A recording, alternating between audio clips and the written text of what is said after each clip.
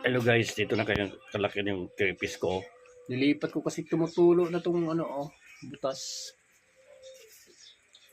Itong ilalim na to tumutulo na.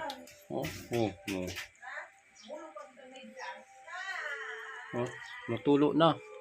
So, ang duda ko dito, may termites dito, tumutulo, you know.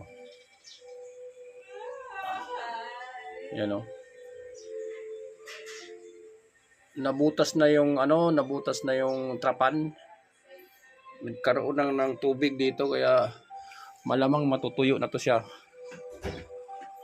Sayang, ayusin ko muna, lagyan ko muna ng tape yung adhesive para ito lilipat mo na itong mga halimaw na to. Laki, gusto na niyang kumawala.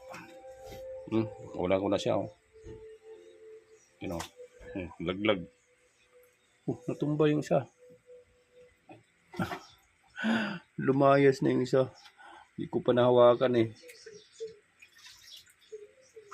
Check ko sana kung buntis ba yung isa. Ayan wala na acclimate. Parehas lang naman tubig ito. Ito yung buntis.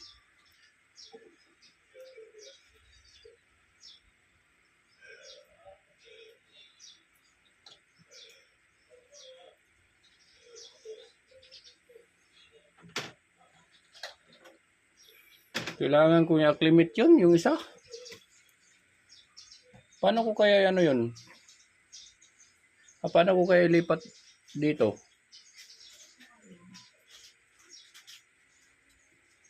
Pinagpag na yung itlog niya eh.